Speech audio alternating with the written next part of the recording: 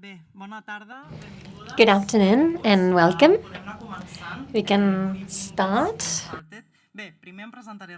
First of all, I'll introduce myself, Georgina Calvo, technician of European projects at the Tourism Department of the Barcelona Provincial Council. I will be guiding the event this afternoon. The regular language at CCCB is Catalan, as you know, but today, due to the specificities of the event and the guests we have here with us today, will be in English. I think they told you downstairs if you need it, you can use the simultaneous interpretation service. And the event of this evening, Tourism in Cities, Sustainability and Future, is framed within the 3-year project of the CCCB with the support of the Barcelona Town Council and the Barcelona Provincial Council, which started back in November, and this is the second session of this cycle. And now, as anticipated, I'm switching to English. I was just introducing this event, which is incorporated in the agenda of the Barcelona Center of Contemporary Culture as a part of a series of conferences that will take place over 3 years and that will be devoted to the topic of the tourism in our cities. Today we will talk about tourism in cities, sustainability and future through this meeting of experts on management in urban tourism, and we will discuss how we can reduce the impact in our cities of the tourism and promote a more sustainable approach of this activity. And first of all, I wanted also to contextualize a bit more this event and the debate that will take place. So let me explain you first that the Tourism Department of the Barcelona Provincial Council is part of the partnership of the European Urban Agenda on Sustainable Tourism since 2022, along with 28 other partners, other organizations. So the objective of this partnership is to address the specific challenges of tourism in our cities through a multi-level governance approach and a close cooperation between these cities. And to achieve this, the partnership is working on the development of an action plan that's focusing on 6 main topics, which are the climate change, the sustainable tourism certifications, accessibility, the diversification of the tourism offer, digitalization, and the protection of the local commerces in our cities. So being this said, and we are here today as the Barcelona Provincial Council is hosting today and tomorrow one of the 2 annual meetings that take place in the framework of this partnership, in which they are continuing working on this action plan. So we thought that this would be the perfect occasion to have this public event as we have all these organizations here, which we are very glad to have with us today. We have representatives from different cities that will explain us during these roundtables in this afternoon. And we also have representatives of European networks and representatives from the services of the European Commission. So it sounds great, no? I've spoken too much already, so I will just introduce the first roundtable, which is called The Tensions of Urban Tourism, Managing Impacts to Find a Balance. The moderator of this table will be Francesc Muñoz. He's urban planner and lecturer in urban geography. Then we have from the city of Venice a couple of representatives, Paola Ravena, manager of the Department of European Policies, and Stefania Battaglia, director of the Department of Citizen Services, Enterprises and Quality of Life. Then we have with us Miquel Rodríguez, director of Economic Development and Promotion from the Municipality of Barcelona. And Ramune, let me try to say the surname right, Ramune Gens-Vigelite Venturi, Policy Officer for Tourism of the General Directorate for Mobility and Transport of the European Commission. And lastly, but not less important, I think we have a connection, an online connection, who is Jelma Peter from the city of Amsterdam. He's the program manager of visitor economy at the Municipality of Amsterdam, as I said. So thank you very much. Welcome.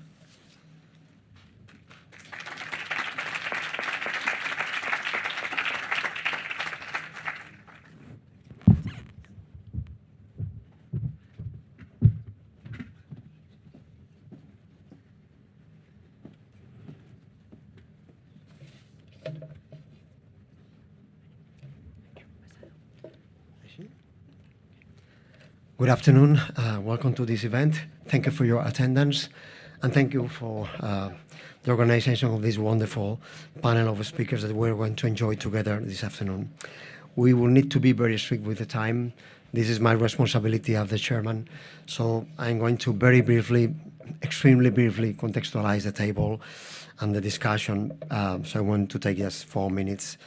So this is something like I hope, a very nice beginning of this discussion. We know that we had something like 25 million tourists in the whole world in 1950. This is a very famous data that we have been using for a while. And in 2014, this was the first time that we had more than 1,000 million tourists around the globe. So this means that, in simple terms, the tourists that we had in 1950, they only represent 2% of the whole flow of global tourism we have today. I think that this is what we know today as over-tourism. That year, 2014, was also a year in which the passengers, the people that they would take in Barcelona, the touristic bus, which is a very interesting touristic attraction in the city, there were more people than the local inhabitants in Barcelona. This also shows a very interesting data for understanding the scale and the dimension of something that I would like to share this with you. I think that we will need to think about a different world for this phenomena that, in my opinion, in my view, should be named differently. We still name as tourism something that is just something different, in the same way that we say that this is a telephone. And this is not a telephone anymore. This is just something completely different, changing our life. So we coexist with this new activity that we still name as tourism.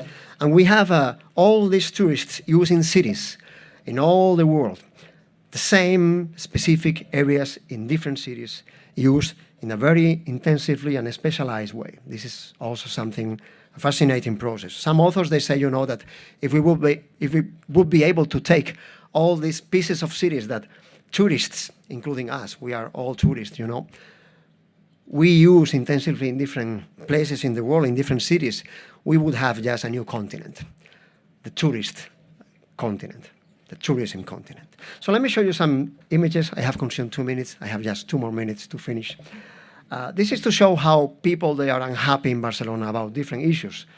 I mean, I'm a geographer, so I like maps because they explain sometimes with a very, very clear logic, phenomena. Sometimes when you analyze phenomena, you only see the little piece of the iceberg. We see the icebergs, but then under the water, you see just a process. So we need to understand not the phenomena, we need to understand the processes just giving place to this phenomenon. People that they complain about unemployment, first problem in the city, according to their opinion, they live in the city outskirts, first map. People that they complain about heavy traffic, they are around one of the most trafficated avenues in Barcelona, the Diagonal Avenue, third map. People that they complain about tourism being a problem, they are just the people that they live in the areas in which we have the most visited major attractions. So tourism works with some territorial logics that we must understand. So it means that we can manage this process. This is a work we did for the City Council in Barcelona, evaluating the itineraries that tourists approaching to Barcelona with cruisers they take. And you can see how we have these repeated itineraries specifically located in the city center. So we see this idea of specialization, we see this idea of these patterns repeated. And let me finish with this to begin with the panel and with our speakers. This is a work we did to find cities in Europe that they could share the same problems we have in Barcelona. So 16 European cities facing over-tourism. Some of them, they are branded capital cities, like London or Paris, cities that they are capitals and they have a very important brand in these terms. Cities that they work as attractive meeting points because they have universities, they have young people, they work as attractors for students, whatever. Amsterdam, Venice, Berlin, Dublin. Cities that they are cultural hubs. They have a very important profile offering these very advanced and sophisticated cultural services like Milan, Prague, Munich, or Krakow. And finally, cities that they offer a very characteristic historical centers like Bruges, Florence, Bordeaux. All these cities, they have something in common with Barcelona. So we did this work to analyze how they were just developing strategies and policies. So we found these three, as you can see here, these three main trends. Some cities, they are working on generating touristic flows, attraction. Some cities, they are working on managing the attractiveness. Some cities, they are working with regulating and containing tourism. These are three terms that can be found in different cities at the very present moment. They represent different approaches to the urban management, and more than that, we have something like a very clear cycle. At the very beginning, you try to attract tourists. You feel that you are very successful. Then you try to manage attractiveness, but the global flows, they are so important that at the end you can end just trying to managing the offer, regulating and containing the flows. This is management. And this is the first slide, for trying to understand this process and proposing measures, initiatives, strategies in the long run, and then in the short term, we have these very interesting panelists and speakers with us. My role today is not speaking very much, but I need to control the time and I need to be very specific, so please apologize. I ask for your apologies because I will need to be very, very specific. I have two cards that you're going to see. One shows number 3, one shows number 1. It means that you would have 3 minutes and 1 minute. So when you see the second card with 1 minute, please try to think about my position, which is not very nice, but this is the job I have been just asked to be done. Thank you very much. Let's begin with our panel.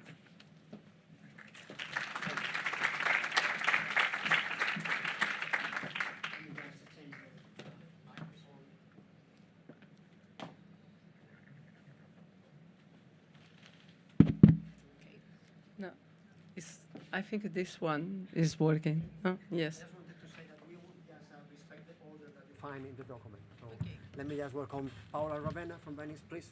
Paola. Okay. Good morning, everybody.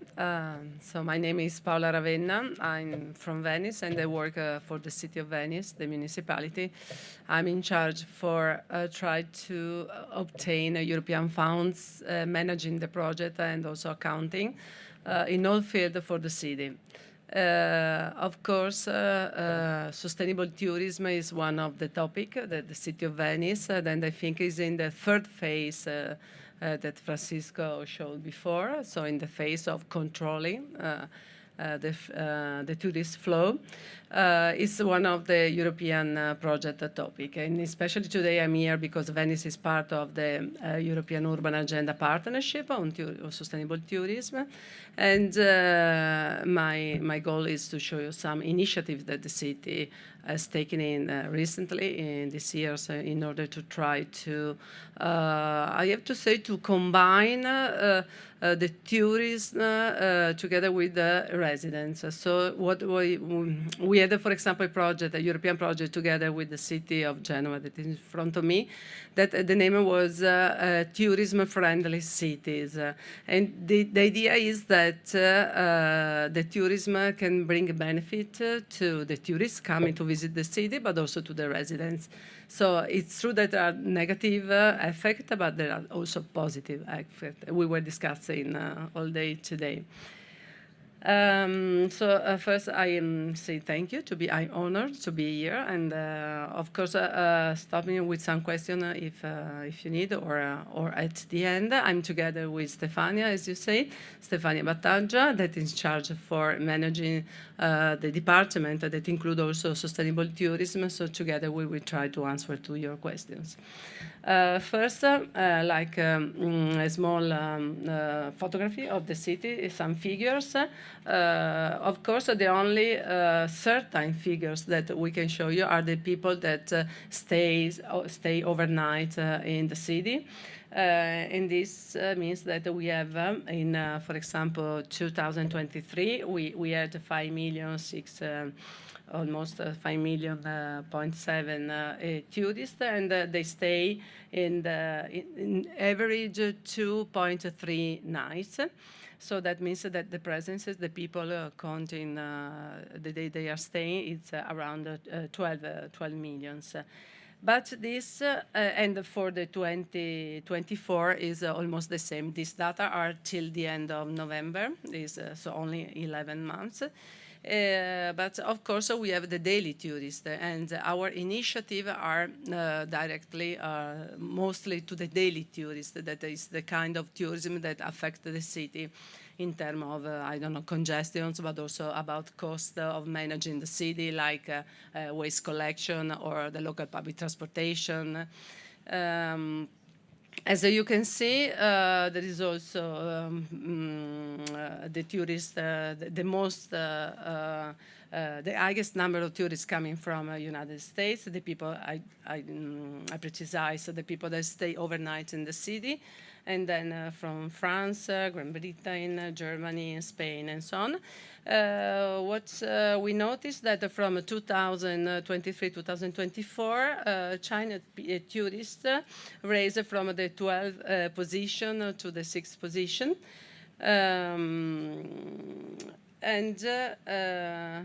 Okay, and the type of tourists, the kind of visitors, we have couples mostly, and families, friends group, single travelers, and also business travel, very small, as you can see.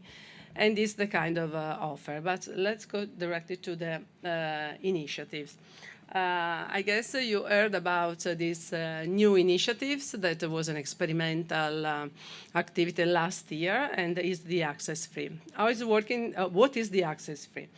According with the national law, we needed a national law that is the national law authorized only the city of Venice in Italy to fix this access free. Access fee is a way to oblige people to book the visit in Venice, because what the city need in order to arrange everything, public service and so on, is to know in advance how many people are arriving, especially, of course, in the peak period, in the city, in order to organize the city to welcome in the best way people arriving.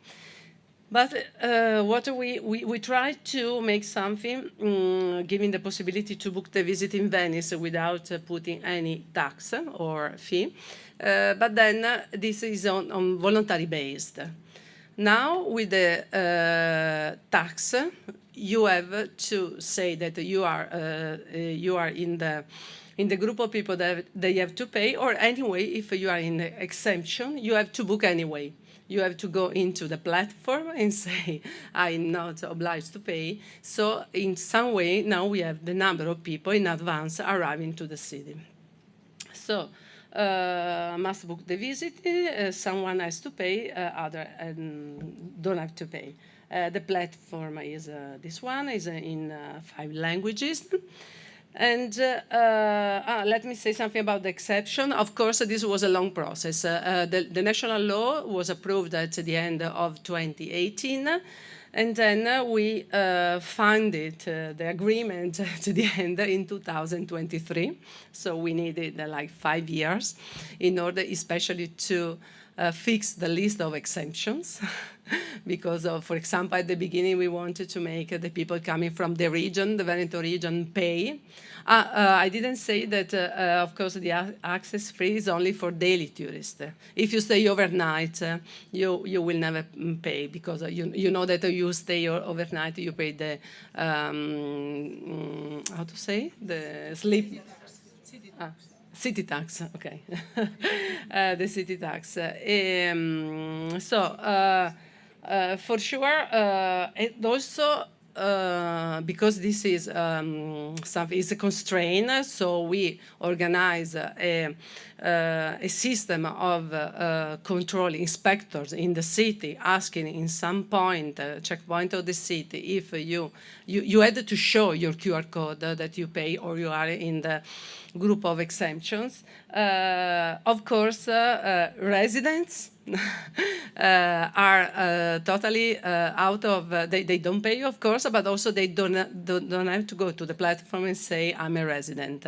So just showing the identity card or just a saying, because Also, you can ask for the identity card in Italy, but if you declare I'm a resident, so it's okay. Also, people born in the city but living all over the world, but born in the city, and minors under 14. The other kind of exception, a resident in the metropolitan area, region, disability card holders, all kind of armed forces, tourists stay overnight, people coming to Venice for work, healthcare, visiting relatives, friends, school groups, students, and many others. Sorry. They have to register in the platform. So very fast. The experimental period of 2004 was for 29 days. From April to July. In the specific time during the day, 8:34 p.m. Then if you come after 4, you don't have to pay. And with a fee fixed, €5 each. There is not a limited number of people coming to Venice, of course.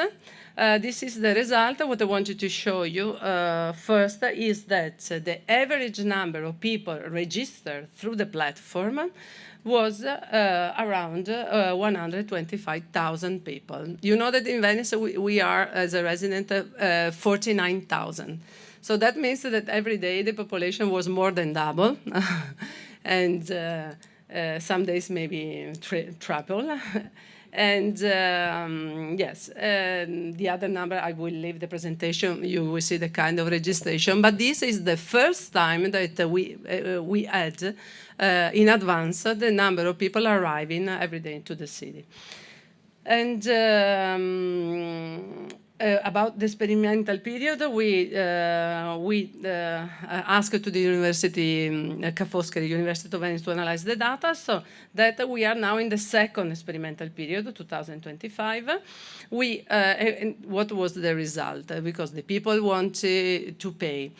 So we decided that in order to know better in advance if the number of people arriving to Venice, we make two different fees. €5 if you book at least 4 days before arriving, and then you will pay €10. And we increase the number of days. Of course. And okay, this about, and then we will see. Then the 2025 will be still experimental. Then at the end, we will see what to do next year. This very fast is a regulation accompanying group in order to avoid some, especially, the small street of Venice, Calle, with full of people. We reduced the number of individuals in the group to 25 without amplification, voice amplification equipment, and we are obliged to have hearing pieces when the group is more than 10 people. And don't stay close to bridges, ramps, and a narrow street. Of course, if our school groups, they can be more than 25 and so on. The third, and then I'm going to finish, is what is really problem of all the cities. 1 minute, perfect. Is the regulation with the low quality economic activities in the city. And so in order to fix, we identify an area. What you see, the green area is San Marco. In San Giorgio, so in that area there is this regulation on the main more crowded tourist path, the red, I don't know because it's going, okay, the red path, and where there are the pink is the historical buildings. In this area, there are regulation about this is the kind of economic activity that are allowed to open, the new one. And of course, bars and restaurants now is a limited number, so can't increase anymore. The result is interesting because some people complain, say, so you will see the economic activities can't grow anymore, but no, because if you see the blue line is the total number of new economic activities, and the red one is in the protected area. And you see that since the regulation was introduced, didn't decrease. So a little bit decrease in 2023-24, but also the total number of the city decrease. So the people decide to change the kind of activity to open. Okay, that's it.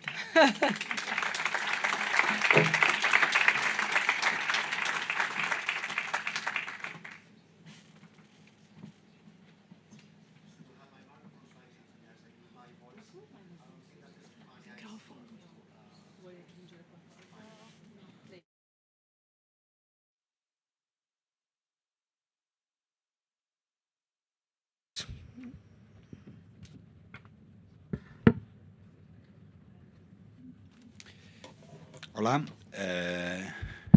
bona tarda. Moltes gràcies per convidar-nos. Per respecte a la resta de ponents, saltaré a l'anglès i abans, però, us explicaré una miqueta què volem explicar-vos en aquesta presentació. Primer de tot, us volem parlar una miqueta de la dimensió del turisme a Barcelona, la gestió del turisme i vincular-ho també amb el que és la gestió de la ciutat i especialment del comerç, perquè al final hi ha una relació entre uns i altres, o almenys així ho entenem nosaltres. Abans de passar les diapositives, so I switch to English, okay? So, previous to talk about tourism management, I would like to give some figures about the dimension of tourism in Barcelona. When we talk about tourism, it's the first sector in terms of GDP. It's 15% of the GDP of Barcelona. And maybe someone will think, is this a lot or not? I prefer to use another number, and it's the number of workers. When we talk about tourism, it's about 150,000 workers in Barcelona. 150,000 workers. Maybe someone will think, okay, is this a lot or not? I don't know. But I remember, or we remember, that during the pandemic, some neighborhoods reached up to 20% of rate of unemployment because the city was closed and there was no tourist. So when we talk about managing tourism and having debate about tourism, I think it's good to remember that we're talking first about 150,000 workers.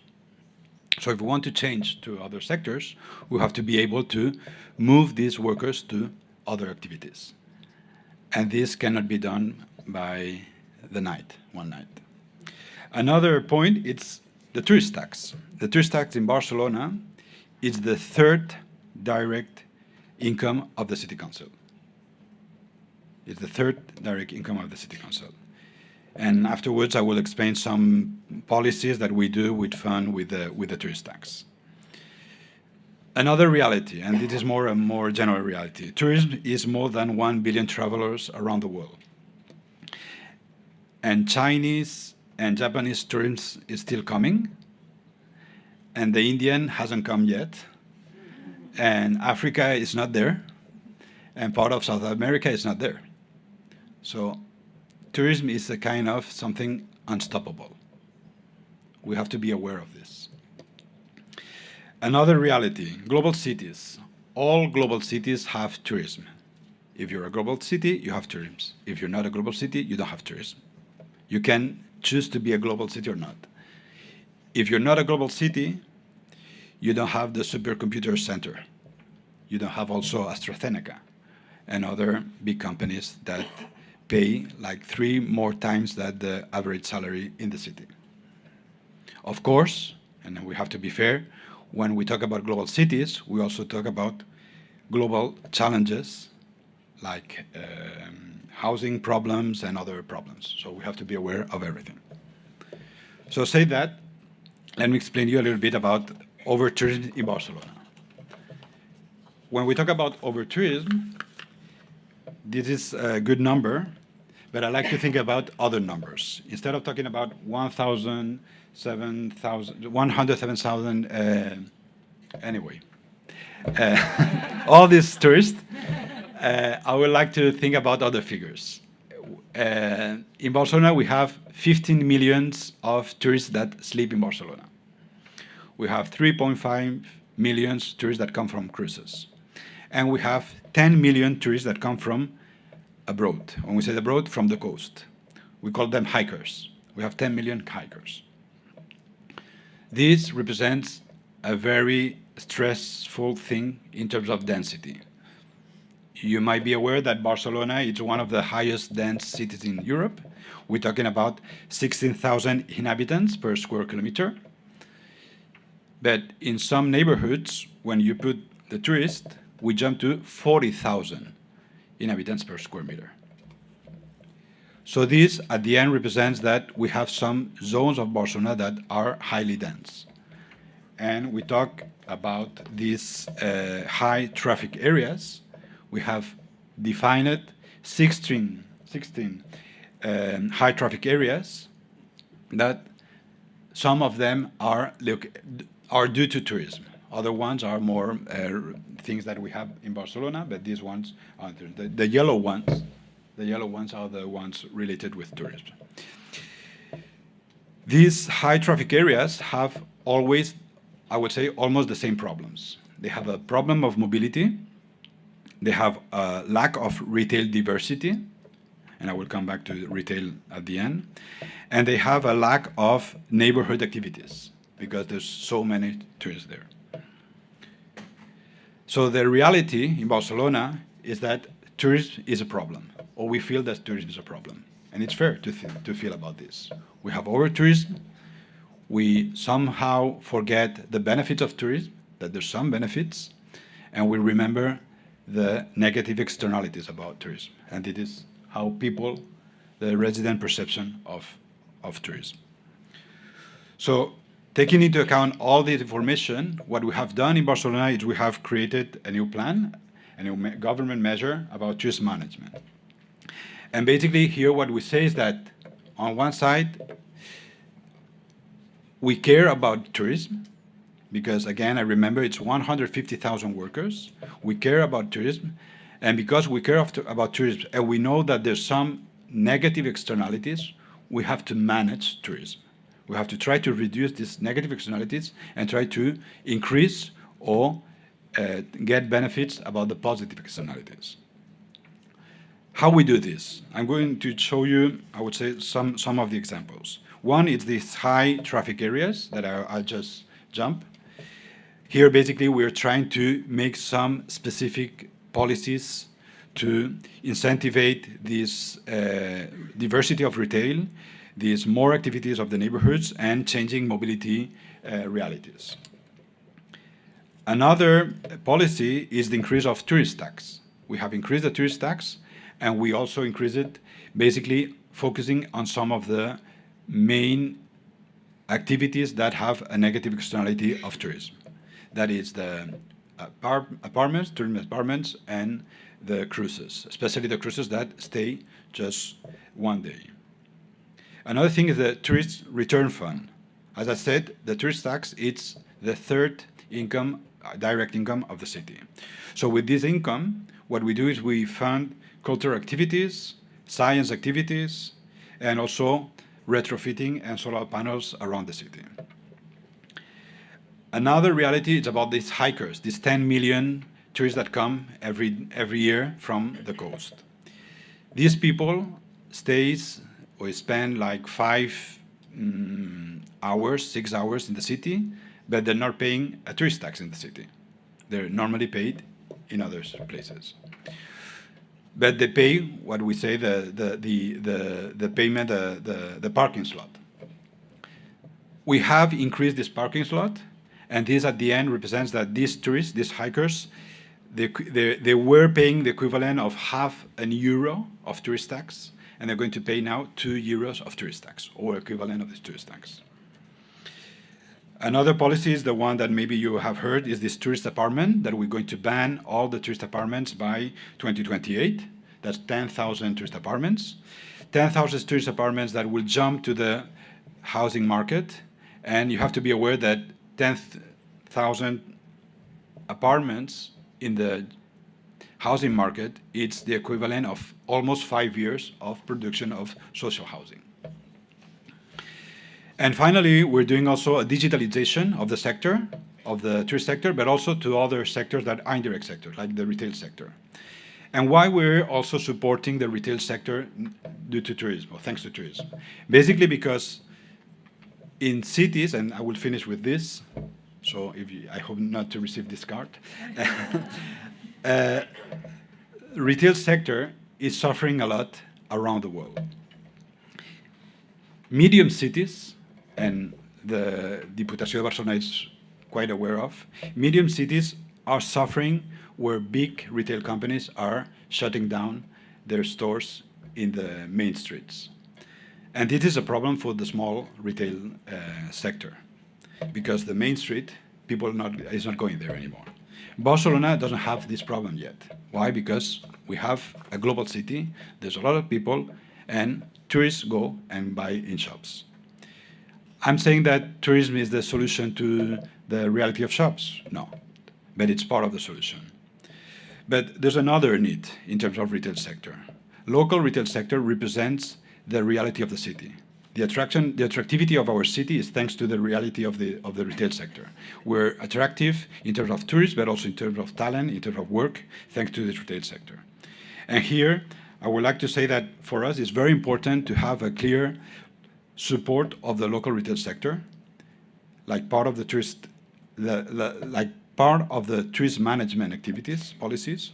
And here we hope that we have some European solutions, because this is something that we cannot do by our own in the cities. Thank you.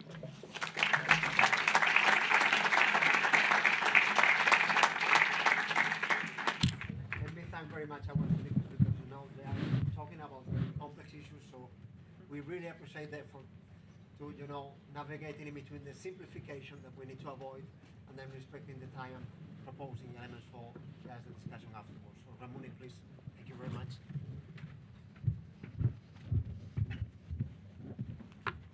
Good afternoon, and thank you. I represent European Commission, so the tourism team in the European Commission, where we try to address these challenges and help destinations.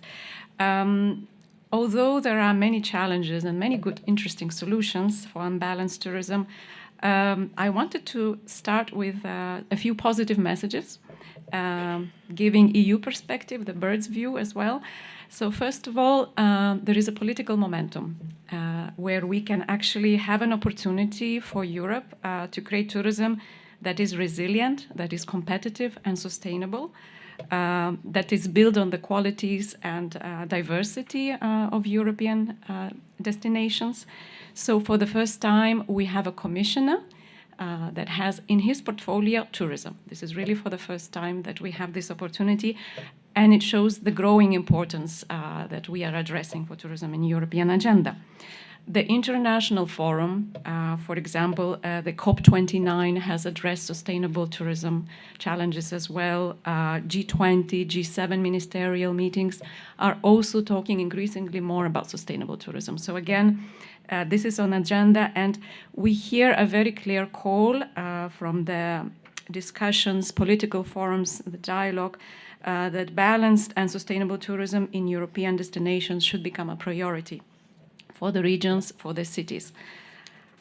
My second message is that we cannot underestimate the importance of tourism, and we have to ensure that these messages are well communicated and reach also host communities, so people who receive tourists. So at the European level, we have built the success of tourism by 20 million hardworking people.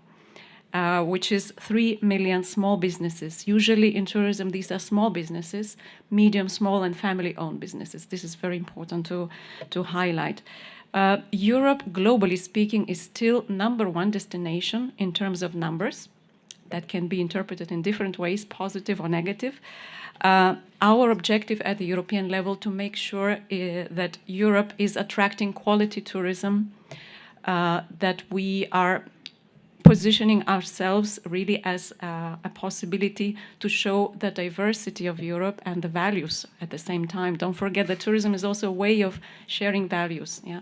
the things that we are strong in. We know that tourism in Europe and globally has reached record levels in the last year. We see 50% increase from 15 years ago. That's a lot. It's not the same across all Europe. Here we are addressing the hotspot destinations, Venice, Barcelona, but think of other regions in Europe. Think of the Baltic states, of Poland. They're really suffering to recover, and also partially because of the Russian aggression in Ukraine. So they have seen really a big drop of tourists. There are distant destinations, there are rural areas that would like to attract tourism. But yes, these are the steps, and sometimes dangerous steps, where you attract tourists, but you have to learn probably from the mistakes of other destinations. So again, it's not a very unified picture in Europe. Not everywhere is the same challenge. Of course, tourism is not just about numbers. It's important to know that tourism brings opportunities for the regions and cities and the communities to valorize this rich heritage, to bring innovation, new products, new ideas, yes, to give a voice also to the community. So very often the best ideas are born with the communities, with the local people who have new products, new services to sell for the people who come to visit them. Tourism is also a way of life for many Europeans. We have a lot of what we call domestic tourism, so people who travel inside Europe, right? Not only Asia and India that is coming. It's true, the trend is growing, and this we cannot stop. This is also important to remember. So again, this is for us an opportunity to share what we have best, our European values. Now, the challenges, of course, with the success come responsibilities, and in some cases we fall the victims of our own success. And I want to say that this is a very important topic, also the European agenda. The Commissioner himself has committed to address this challenge. So a balanced tourism, not over tourism, but a balanced tourism and European way. This is what you will hear mostly addressed in Europe. How do we do that? Well, of course, we know that tourism is implemented in the regions, in the cities, at the local level, and Europe has the role to facilitate this. But we can also have complementary effect or complementary role. For example, we do have a new regulation on short-term rentals, and I think this will change a way. It will help local authorities to gather data to address illegal rentals, and that's already happening in some destinations. But you have to keep in mind that the situation is not the same in different destinations, and there, of course, what we want at the European level is for you to decide how you want to implement this regulation, depending on the situation in your local destination. So that's one example. What else we can do? We can facilitate the exchange of the good practices. So we bring the forum of the success stories, of the solutions to address, for example, in this case, over-tourism. We have a lot of projects. I will not go into details, but we do have situations where we put destinations around the same table, those that want to learn and those that have solutions that have applied. So this is one way. We also have technology, including artificial intelligence, tools and data. This is another opportunity, I think, for us to drive data-based tourism, so the solutions that are made really in informed way, so on the data gathered at the European level. And this is also a transformative tool where we can forecast tourism flows and we can make decisions based on that. Yes, so peer learning, sharing good knowledge, also monitoring the global trends, and working together with the destinations, with the businesses. This is, I think, the added value of Europe. And finally, I wanted to say that we will have a new strategy for European tourism coming next year. Why I'm saying this? Because this year will be a listening year. We are listening to all stakeholders that are interested in tourism, so businesses, destinations, but also local hosting communities. So we want to hear your voice. I got the message. We want to hear your voice. What are your ideas? What do you think is working? What could be done better? So this moment is very, very important for us to listen, to put these ideas together, solutions, hopefully as well, propose them on the table and have this an umbrella strategy at the European level. Thank you very much.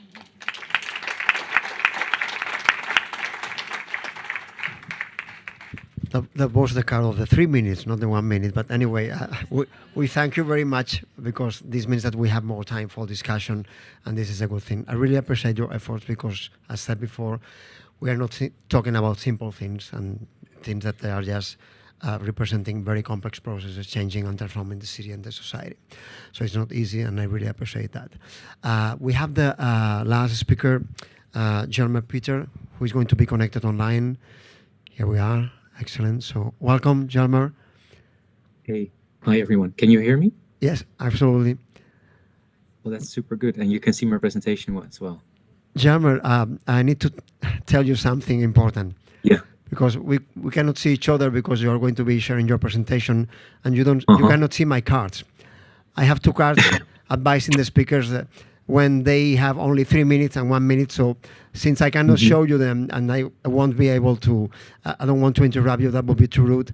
I would just ask you to please keep the 10 minutes time for your for your speech. Thank you very much. Well, I thought I had 7, so I think I'll keep Sorry, it I short. made a mistake. 7. I made a mistake. Okay. Frances, thank you very much. And thank you very much for having me, although online. It's a shame I'm not in Barcelona with you, but this is a way of communicating the Amsterdam message as well. So I'll briefly tell you, there's the first slide. You can reflect a bit. These shops, a cannabis shops and a gelato shop, I encountered while with my colleagues, visiting the colleagues in Prague. So I think this shows something about the tourist shop that is completely interchangeable. We think of the cannabis as an image that belongs to Amsterdam, but this kind of shops are spread all over Europe. And I thought it was a nice way to start a presentation. Okay, so I heard victim of our own success, and I think Amsterdam is a lovely example of that. And when do you start a story about over-tourism? I think the year is 2004, when we launched our city brand, I Amsterdam, which has been incredibly successful in promoting Amsterdam as a cultural product to visit. We built thousands and thousands of extra hotel rooms to facilitate all the incoming overnight visitors. And really, we saw tourism as an economic driver for our city, to create more jobs after the crisis in 2008, and to really focus on the visitors' economy, as we call it in Amsterdam, but tourism, as most people call it. And of course, we have a lot to promote. We have the cultural product. It's our UNESCO area. It's our canal district. It's wandering on the city canals, and it's something that is quite remarkable of our city. And of course, I take you to some photos first, and then we dive into the policy part. This can be a day in Amsterdam, like traffic congestion, because a lot of visitors on the streets. Here in the Canal District, you see a lot of shops catering to tourists and no longer to local residents. And this transformation has been taking place ever since, I think, 2004 and maybe earlier. And this happens sometimes in our canal or red light district during a Thursday, Friday, or Saturday night. You see the faces of the people, if you can see it on screen, I don't know, they don't look really happy. And the people living in these areas are not happy as well. Congestion, local economies is under threat. And also the heritage itself, so the UNESCO, is really hard to protect when this is taking place at certain moments during the week. So then, from a policy perspective, when do you start? When did we start, and what was the tipping point in policy? In 2013, we had like a festive years. We've celebrated the reopening of our big museum, the Van Gogh Museum, the Rembrandts, and we've celebrated 400 years of canals, and we facilitated more tourists building hotel rooms. And then I think 2016 was for Amsterdam what we call a tipping point year. In policy, we started a program within the city of Amsterdam called City in Balance. City in Balance implies a balance between hospitality on the one hand and then livability on the other hand. It was a first program, a first tool to really talk and discuss in City Council how do we maintain this balance. But of course, the influx of visitors kept growing and growing and growing. So then, of course, we had a break during the COVID pandemic, but just in the COVID pandemic, the City Council adopted a quite unique resolution that was drafted after a petition of residents. I think 50,000 people signed a petition to do something about the number of tourists. So we set a limit of the overnight stays being 20 million allowed in our city, and this number became, in our policy, a main driver for regulation ever from the moment of 2021 until quite recently. So after COVID, visitors came back. We breached the limit of 20 million. And in 2022, we adopted a first vision on tourism, which was the first piece of paper really agreeing on what should tourism look like in 2034, 5. And this really, you have a vision and you take measures in order to reach that vision. And taking these measures meant restoring the balance. So we want this balance between livability and hospitality, but this was out of balance in many parts of the city, which implied we needed to regulate to the growth that has led the visitors economy. We needed to limit the growth and set new limitations in order to reach that 20 million level. I'm missing a slide here. Oh, that's a shame, because I was I was trying to tell you something about the regulations, but I can do so just talking to you. From 2021, we raised our tourist tax to 12.5% of the overnight stay, which is one of the highest tourist taxes in Europe, I guess. We implied short-term rental regulations for a maximum of 30 days a year in which you can rent out your apartment for tourist accommodation. And we started regulating also the river cruises. Amsterdam has been the main port in Europe for river cruises, allowing in more than 2,300 river cruises a year. So we set a limit. We set a reduction of 50% seems fair. We want river cruise tourists to be able to enter the city, but only 50% of the original 2,300. And this measure needs to be applied before 2028. So the river cruise branch is looking for alternative locations in the region, but also abroad in order to facilitate the still growing numbers of river cruises in Europe. We set a limit also on the sea cruises, the big ships, a maximum of 100 a year. And in 5 or 6 years, we're gonna close the passengers terminal, and we might build it in a location outside the city, but that has not yet been decided. So really what we're doing here in regulating is trying to limit and set new bars or limits, allowing in less visitors. And then maybe the most recent and quite unique measure we took was not only a hotel stop that's been in effect since last year, but also a bed stop, allowing or prohibiting hotels from adding extra beds, sleeping pods, hotel rooms in their hotel. Because of course you have new hotels, you can block new hotels from being built, but existing hotels can still add extra rooms. And we found some spatial legal options to block that as well. So this is just a series of the more recent regulations that we have been taking. But of course, we're at a point at Amsterdam that we look across our borders as well. I think in our country, Amsterdam is the most tourist city by far, outreaching like The Hague and Utrecht and Rotterdam. I think Rotterdam has 1/10 of the visitors in Amsterdam, and it's quite the same size of city.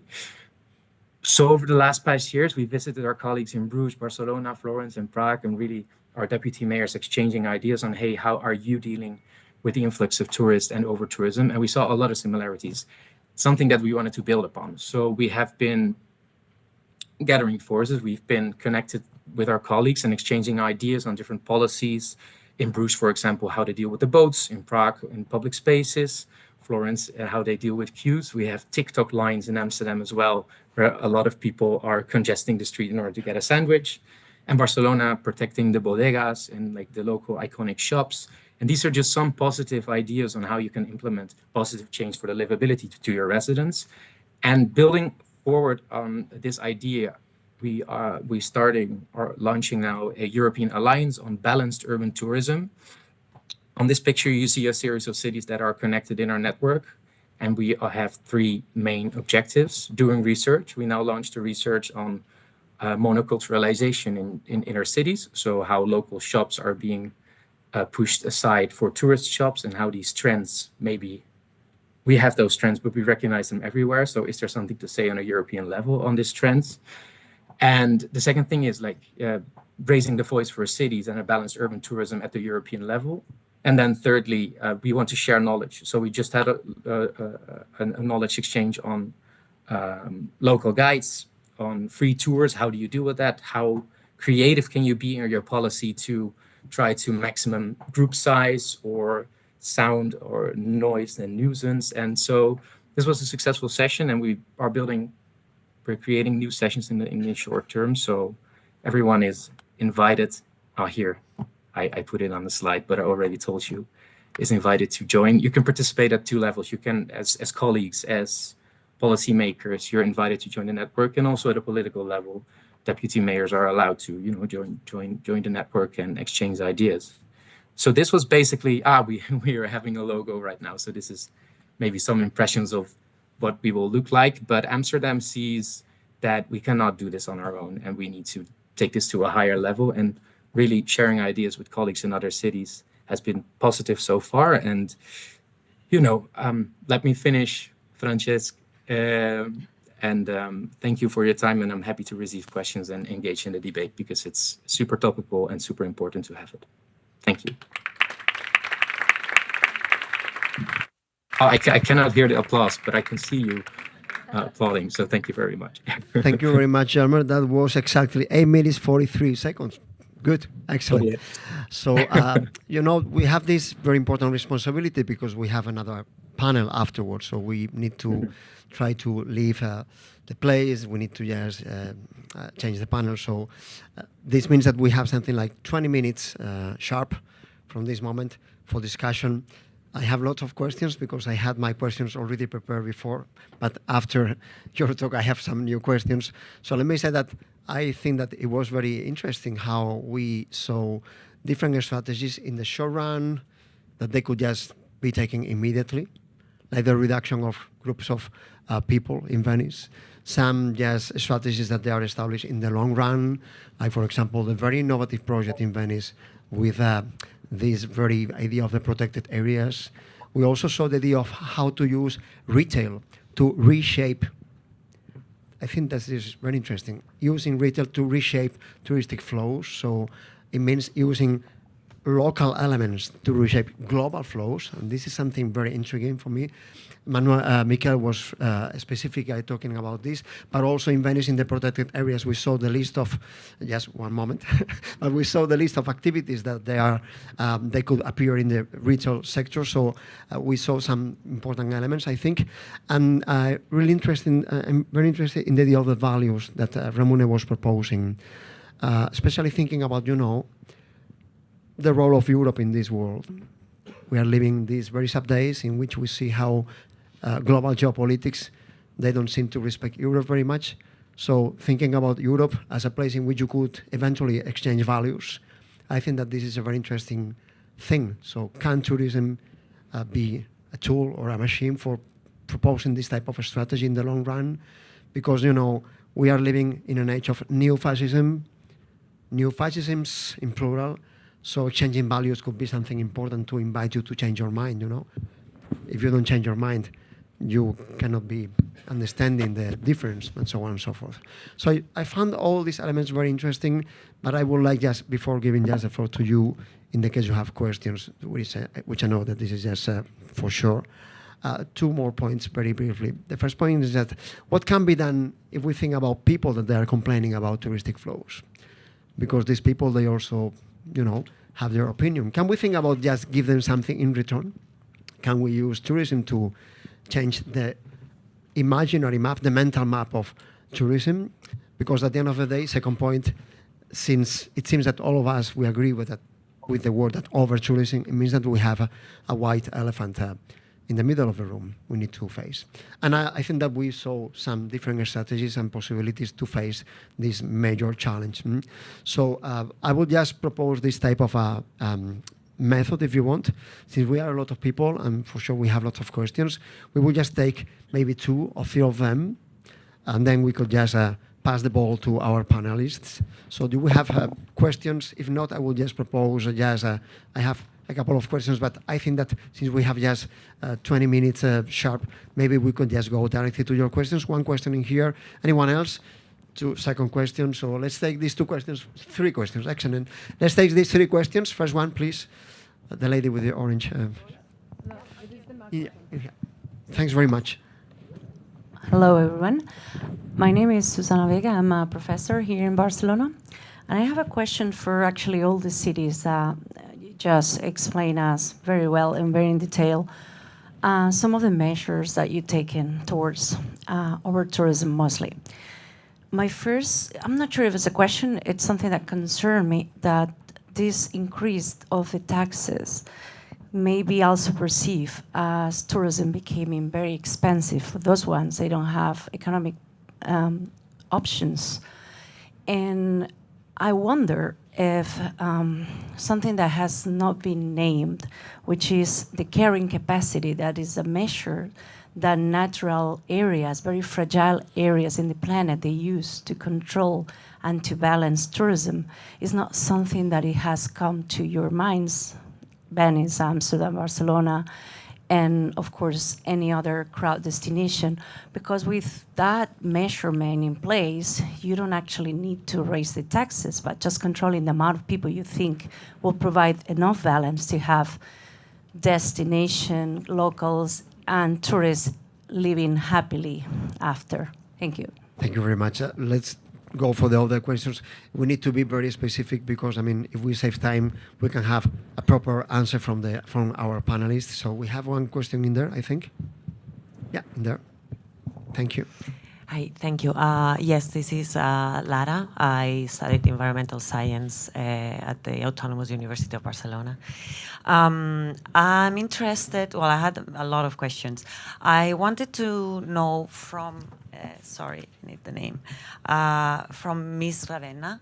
I wanted to ask, from the first test that you did in terms of regulating, well, not the flow, but like knowing how many bookings you would have in the city, were there any actions taken? I know that you're going for the second test, but did you do anything about, well, with that information on the ground or not?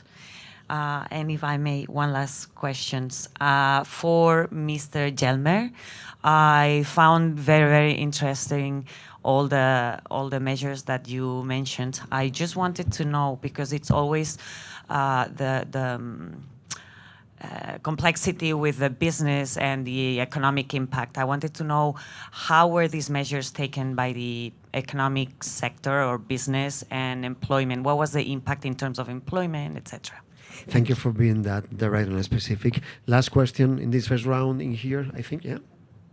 Thank you.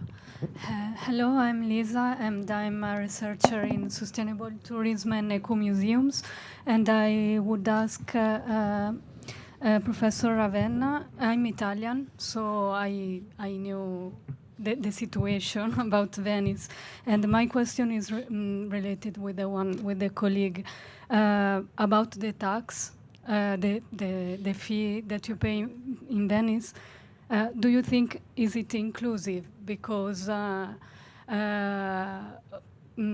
of the panelists talk about the city taxes that could be an income for the council, but really tourism is being regulated, and it could be more exclusive, because you put the accessibility with a payment, and another question related to Venice with the fee.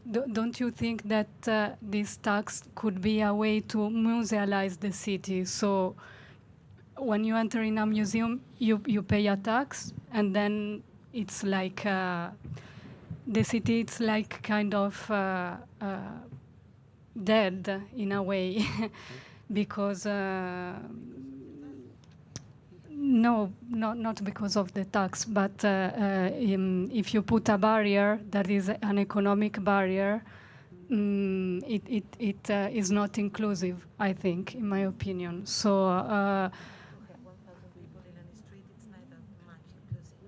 What, sorry? You can have your all discussions afterwards, yeah? Because now we have the panelists Thank here. you, So thank you very that was much. really nice. So carrying capacity, questions about taxes, and the idea of inclusion, and the idea of the city as a museum. So go ahead. Paola, your turn. Of course, I remember since 2000, the city was trying to first to fix the carrying capacity of the city, but the main obstacle is that you can limit the number of people in a democratic country coming to the city, or with this set of regulation. You could do, but only for security reasons. I mean, physically security. So you know that Venice is an island connected with artificial island connected with the bridge, the Freedom Bridge, rail and cars both. So you can say that if there will be a disaster, I don't know, flooding, huge flooding or fire. So how long will be this number? For example, we saw 125,000 people to go out of the city. But this is still something very distant. It's just I remember we studied with the University Ca' Foscari this. First, to fix the carrying capacity, and second, how to overcome the national regulation about it. For the other questions, I reply now, or? No, yes. Go ahead, yeah. Go ahead, okay. Go ahead, yeah. And about the access fee, about the initiatives, yes. Of course, we are talking about an experimental test, just the beginning. Last year, when we saw so many booking, we organized. I don't know if you know, we have a service that is called Steward. This is Steward around the cities,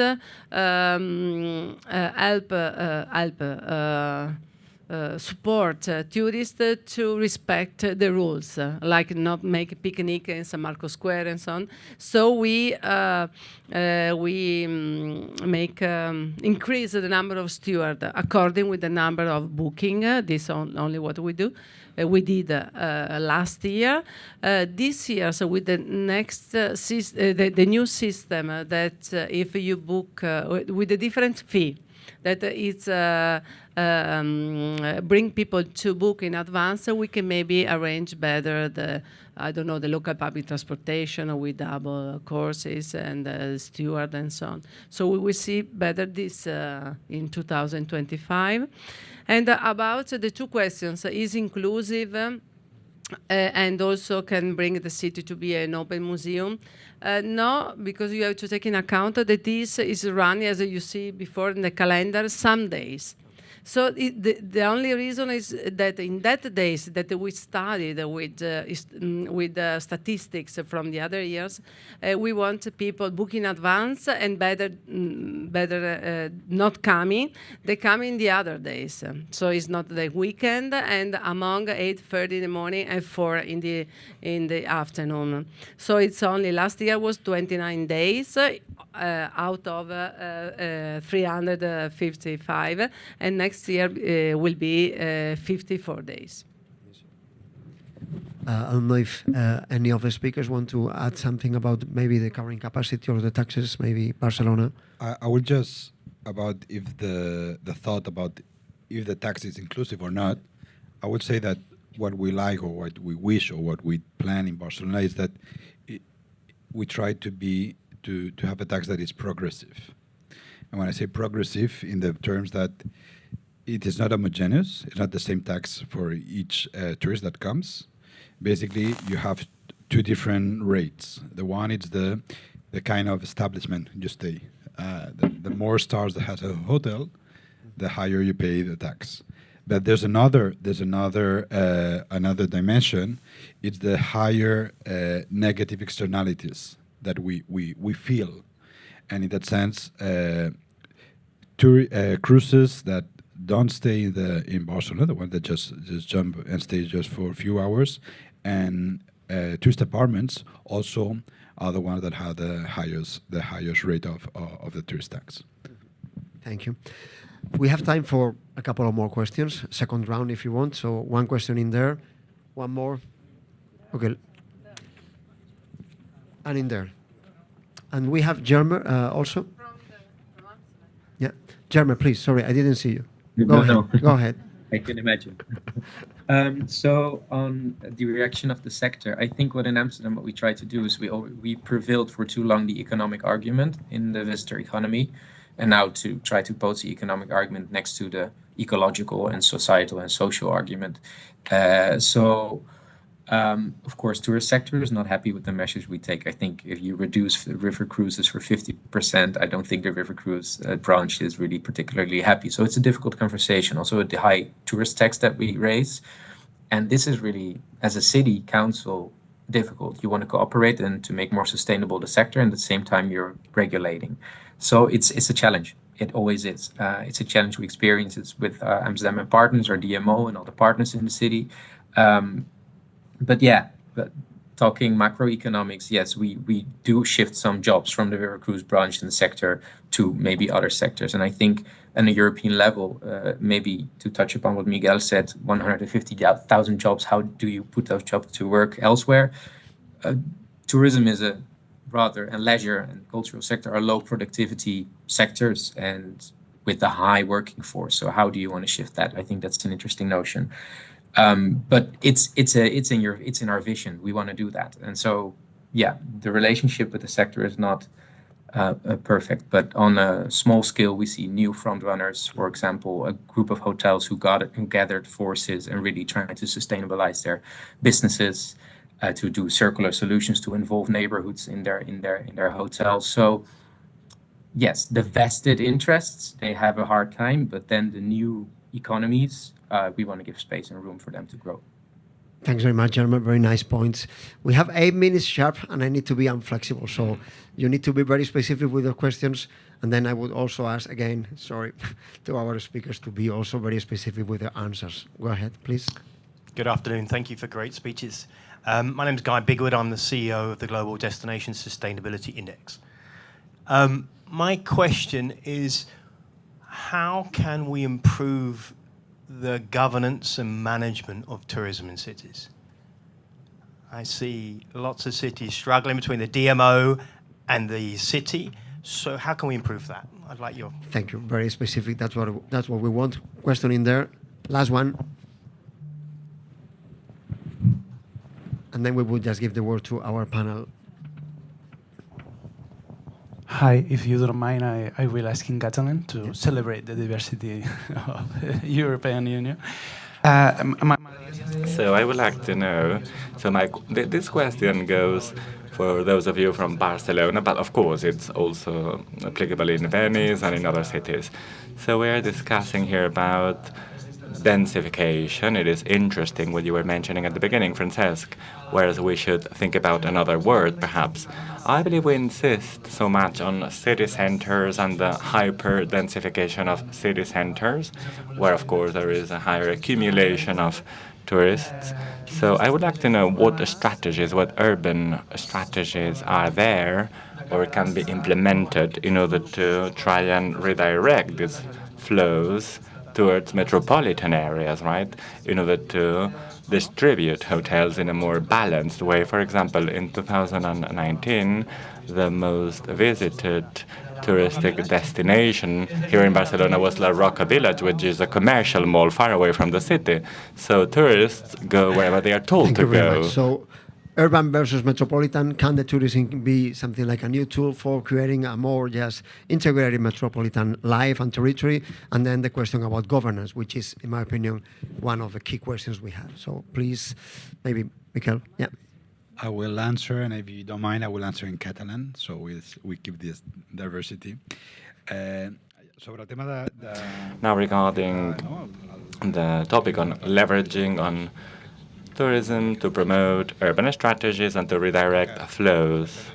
Well, it's work in progress. In partnership with the Barcelona Regional Council, we are precisely working to broaden the offer beyond Barcelona, and we are telling our visitors that they can visit La Roca Village and many other destinations, such as Montserrat, the mountain. Maybe in 2019 it wasn't that trendy, but in 2016 I think it had more visitors than the Roca Village you were mentioning. So yeah, indeed, it's all about diversifying tourism, because as you said at the beginning, tourism is here to stay and it's unstoppable, so you need to manage it with the available resources. And one of the tools is diversification, indeed. Thank you for the question. Anyone else want to add anything? Maybe Paola? Briefly. Fast about the governance especially, and also to diversify the localization of tourists. The governance is really the issues, because of course we have different entities, public entities, the region, the metropolitan area, and the city. So I think the best is to fix a long-term vision together, and to work on digitalization of data, to change the offers, to go in the localization, different seasons, different also path for tourists. I don't know, the green one, the cultural, or other interesting. So it's a really mix. This is for us. I worked for the city as a director, but of course we work with deputy mayors and so on. It's the most difficult things. Yes, Jarmer, please. To contribute to governance. Thank you. In relation to DMOs, I think DMOs have been shifting from marketing to maybe management and more data insights, and I think that's good. But as a city, don't outsource too much to your DMO. Tourism is maybe by means of communication, economics, a DMO has some part to play, but tourism is something in which a city council should use all its tools available, from taxes, financial instruments, spatial instruments, legal instruments, communication, shareholdership, all those instruments as a local authority you have in order to manage tourism. And that's something that DMO doesn't have. It has a specific job to gain data insights and to market and manage from a marketing perspective. And those roles should be really clear, and don't outsource too much. That's what I said. As in Amsterdam, we did so in the past, and now we have our own vision, our own program, our own capacity, and we work good. We have a good relationship with Amsterdam and partners, but there is a better, distinction of tasks. Thank you very much. We have just 1 minute left, so let me just thank you for your attendance. Thank you to our panelists. You have been just great, very good job. Let me just say that we have seen all this very wide palette of possibilities when facing the reality of over-tourism. Some of the strategies, they were focusing on the flows. Some of them, they were focusing on the territory, the case of retail, and so on and so forth. Maybe it's time to face, as Jeremy was saying, that we need to just establish new rules, new agreements, even if you know that it's going to be painful at some point. But it's a very good opportunity, it's a very good moment to think about something like a new social deal, a new social contract, in which tourism can play a different role, which is something different, because till now it has been something completely external to the people's lives and other sectors of the economy. So this is an opportunity, how to include tourism with this new type of consensus. It is hard work, but this is also very fascinating. Some of these points are going to be echoing in the second table, because the next panel is about sustainability for resilient tourism. So sustainability, resilience, more carrying capacity, more governance. Thank you very much. Next time.